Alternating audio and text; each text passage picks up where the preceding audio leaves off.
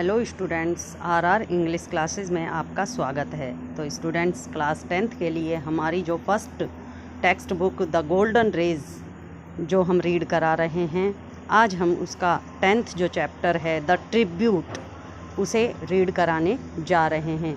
यदि आपको ये वीडियो पसंद आए तो आप प्लीज़ वीडियो को लाइक करें और चैनल को सब्सक्राइब करें।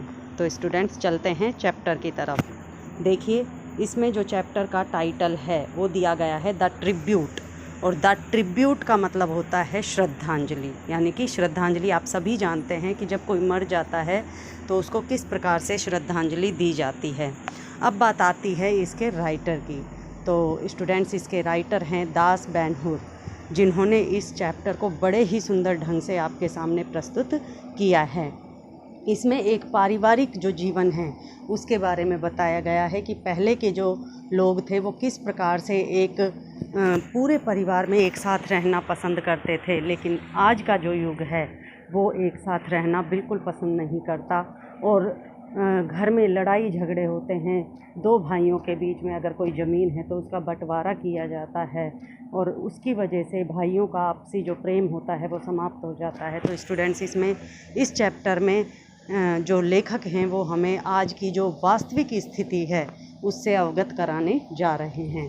तो स्टूडेंट्स, आपका ज़्यादा समय नहीं लेते हुए हम ये चैप्टर आज शुरू करते हैं। तो देखिए, द ट्रिब्यूट मतलब श्रद्धांजलि।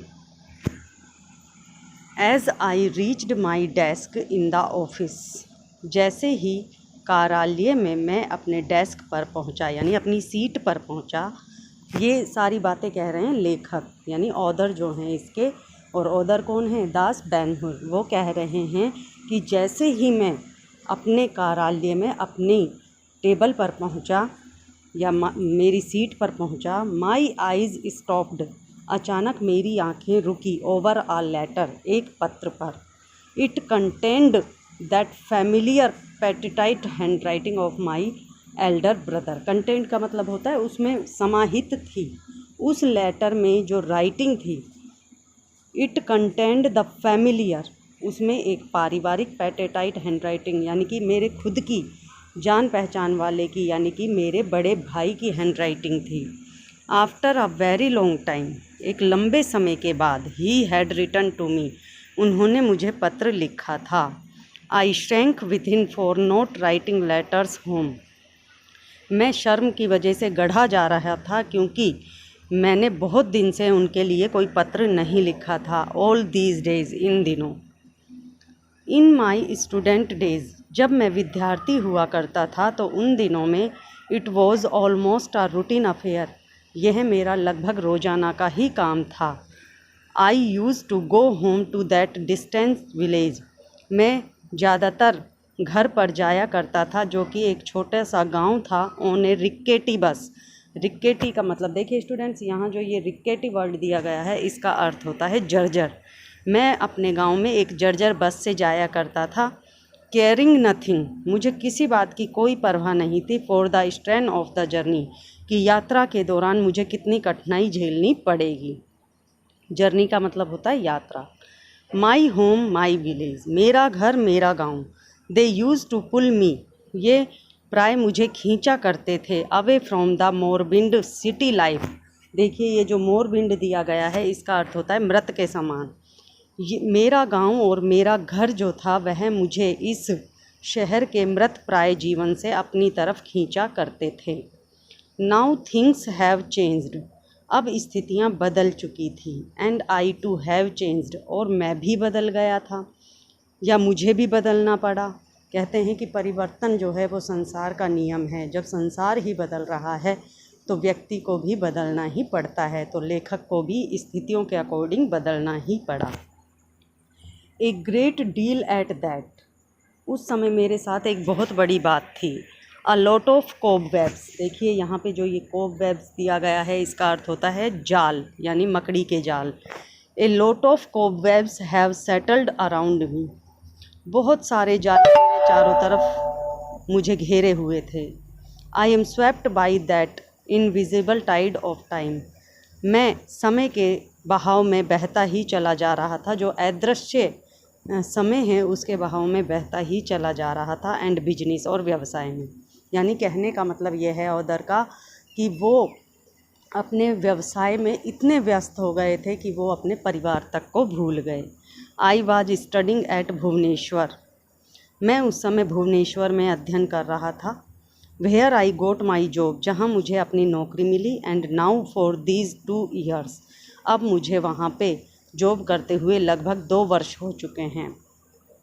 आई have thought of home not even once, लेकिन इन 2 वर्षों में मैंने अपने घर के बारे में एक बार भी नहीं सोचा। Many a time my mother has written letters, कई बार मेरी माँ ने भी मुझे पत्र लिखे हैं। कंप्लेनिंग, यह शिकायत करते हुए कि अबाउट माई नेग्लिजेंस, कि मैं नकार रहा हूँ। इन राइटिंग टू हर, मैं उसे पत्र नहीं लिखता हूँ, मैं उन्हें नकार रहा हूँ। इस शिकायत को करने के लिए मेरी माँ ने भी मुझे कई पत्र लिखे। She has even reminded me, वो आज तक भी मुझे याद दिलाती हैं ऑफ दो pre marriage days of mine, कि मैं शादी से पहले के दिनों में कैसा था। वो आज भी मुझे इस बात का एहसास कराती हैं कि मैं शादी के बाद बदल गया हूँ, यानी शादी से पहले मैं कैसा था। Yet I have never been able to break those strands of complacency which have coiled around me. Yet का मतलब होता है फिर भी। यद्यपि I have never been able, मैं कभी भी नहीं तोड़ पाया हूँ।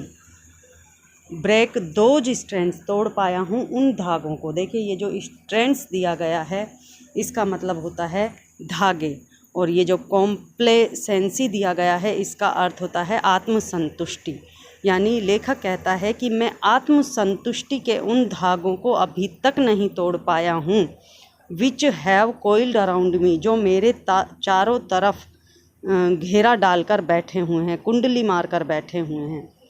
आई have kept quite to prove that, मैं ये कहने के लिए, ये सिद्ध करने के लिए बिल्कुल चुप हूँ कि आई एम बिज़ी, कि मैं बहुत ज़्यादा व्यस्त हूँ। एंड प्री ऑक्यूपिड, और इस समय मैं काम में लगा हुआ हूँ। Now she does not complain, लेकिन अब वो मुझसे शिकायत भी नहीं करती। प्रोबेबली, शायद, शी अंडरस्टैंड माई पोजिशन, शायद उनको मेरी स्थिति का ज्ञान हो गया है या वो मेरी स्थिति को समझ चुकी हैं।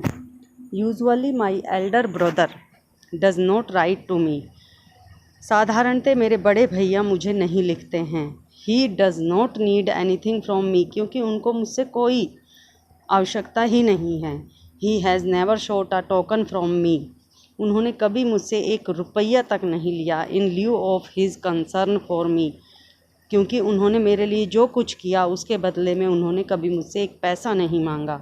एज एन एल्डर ब्रदर, एक भाई के रूप में, एक बड़े भाई के रूप में उन्होंने जो मेरे लिए किया उसके एवज़ में उन्होंने कभी मुझसे 1 पैसा तक नहीं मांगा।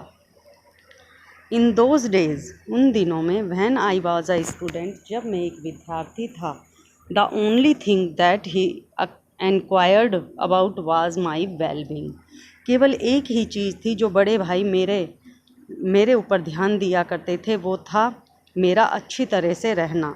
During my stay at home, घर पर मेरे रुकने के दौरान, he would catch fish for me, वो मेरे लिए मछली पकड़कर लाया करते थे। फ्रॉम द पॉन्ड, एक तालाब से, बिहाइंड आवर हाउस, जो हमारे घर के पीछे की तरफ था। And would ask his wife, और अपनी पत्नी से कहा करते थे, यानी मेरी भाभी से कहा करते थे, to prepare a good dish, कि एक अच्छा सा व्यंजन बनाओ। फॉर आई लव्ड विश, क्योंकि मैं, यानी लेखक जो है वो मछलियाँ बहुत पसंद करता था। वहन द कैच वाज स्कैंटी, देखिए यहाँ पे ये नया वर्ड आया है स्कैंटी, इसका अर्थ होता है कमी। जब मछली कम पकड़ी जाती थी तो the dish would be prepared exclusively for me, तो वह जो डिश हुआ करती थी, व्यंजन हुआ करता था, वह केवल मेरे लिए ही पकाया जाता था। He would say to his wife, वो अपनी पत्नी से कहा करते थे, you must make the dish as delicious as possible, कि तुम्हें ये जो व्यंजन है ये इतना स्वादिष्ट बनाना है जितना कि तुम बना सकती हो। यूजिंग मस्टर्ड पेस्ट, और इसको बनाने के लिए तुम्हें सरसों का जो सरसों के तेल का जो पेस्ट है उसका प्रयोग करना है। फॉर बाबुली, बाबुली के लिए, यानी कि जो ये बात बता रहा है उसका नाम है बाबुली, यानी लेखक को बाबुली कहा जाता था। इवन नाउ, अभी भी, he is the same man, मेरे बड़े भैया बिल्कुल वैसे ही हैं। With the same tone of love and compassion, आज भी उनके अंदर प्यार और धैर्य की वही सीख देखने को मिलती है। नथिंग हैज़ चेंज्ड हिम, कोई स्थिति उन्हें नहीं बदल पाई। हिज 7 चिल्ड्रन, उनके 7 बच्चे। फादर मदर, पिताजी माताजी, कैटल मवेशी यानी पशु, फील्ड्स खेत, हाउस होल्ड रेस्पॉन्सिबिलिटीज़, घर के कुछ उत्तरदायित्व। इतने सारे उत्तरदायित्व होते हुए भी उनको किसी चीज़ ने बिल्कुल नहीं बदला। ही इज़ द सेम, आज भी वो बिल्कुल वैसे ही हैं। माई एल्डर ब्रदर, मेरे बड़े भैया। I handed the letter carefully, मैंने वह पत्र बहुत ही सावधानी से उठाया। He had asked me to come home, उन्होंने पत्र में मेरे लिए लिखा था कि मुझे घर जाना होगा।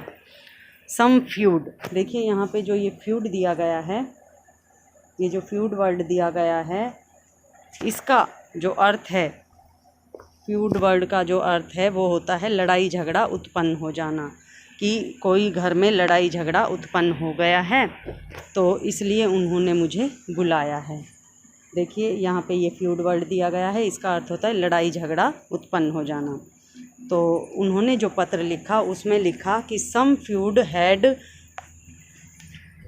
क्रॉप्ड, क्रॉप्ड का मतलब होता है उत्पन्न हो जाना, यानी कि क्रॉप्ड अप। उन्होंने लिखा कि घर में कुछ झगड़ा उत्पन्न हो गया है। The 2 sister in law had quarrelled, तुम्हारी 2 भाभियाँ जो हैं वो मतलब आपस में झगड़ पड़ी हैं। अवर पैडी फील्ड्स, पैडी का मतलब होता है धान, धान की जो फसल होती है उसके लिए पैडी का यूज़ करते हैं। अवर पैडी फील्ड्स, हमारे धान के खेत। द कॉटेज, हमारा घर। एंड ऑल द मूवेबल, और सारी चल, एंड इमूवेबल, और सारी अचल संपत्ति। Were to be divided into 3 parts amongst us, हम 3 भाइयों में ये सारी चीज़ें बट जाएंगी। माई प्रेजेंस वाज इंडिस्पेंसेबल, इसलिए वहाँ पे मेरी जो उपस्थिति है वो जल्दी से जल्दी होनी चाहिए। इंडिस्पेंसेबल का मतलब होता है बिना किसी देरी के, यानी मेरी उपस्थिति वहाँ जल्दी से जल्दी हो जानी चाहिए। It was my second brother, ये है मेरे मंझले भैया थे, यानी कि दूसरे नंबर के भैया थे। हु वाज सो पर्टिकुलर, जो विशेष थे। एंड एडमंट, एडमंट का मतलब होता है दृढ़। अबाउट द डिवीज़न, जो बंटवारे के लिए ज़्यादा दृढ़ हो रहे थे। He wanted it any cost, वो किसी भी कीमत पर इसका बंटवारा करना ही चाहते थे। I finished reading the letter, मैंने जल्दी से पत्र को पढ़ना बंद किया। ए कोल्ड स्वीट, एक ठंडा पसीना। ड्रेंच्ड मी का मतलब होता है भिगो दिया। एक ठंडे पसीने ने मुझे भिगो दिया। आई फेल्ट हेल्पलेस, मैंने अपने आप को असहाय महसूस किया। ऑरफेंड का मतलब होता है अनाथ, मैंने अपने आप को असहाय और अनाथ महसूस किया। ए शॉर्ट ऑफ डेस्पायर, निराशा की एक आशा, निराशा की एक झलक। हंटेड मी, निराशा की एक झलक ने मुझे घेर लिया। फॉर ए लॉन्ग टाइम, काफ़ी लंबे समय के लिए।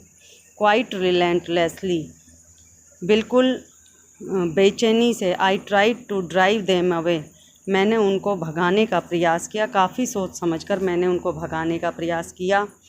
Yawing helplessly in a chair, और मैं एक कुर्सी पर बैठा बैठा उबासियाँ लेने लगा। इन द इवनिंग, शाम के समय। When I told my wife, जब मैंने अपनी पत्नी को ये बात बताई। अबाउट द पार्टीशन, बंटवारे के बारे में।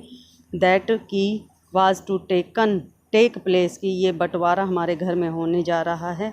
I found her totally unperturbed, मैंने उसे देखा वो तो पूरी तरह से जैसे तैयार ही बैठी थी। सी जस्ट आस्क्ड मी, उसने मुझसे कहा, व्हेन, कब होने जा रहा है। As if she was all prepared, जैसे कि उसने तो पहले से ही पूरी तैयारी कर रखी थी। And waiting for this event to take place, और इंतज़ार ही कर रही थी कि कब ये समय आएगा।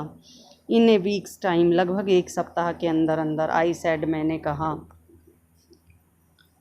उसने कहा लगभग एक सप्ताह के अंदर अंदर ये बंटवारा होने वाला है। तो स्टूडेंट्स, आज के लिए इतना ही।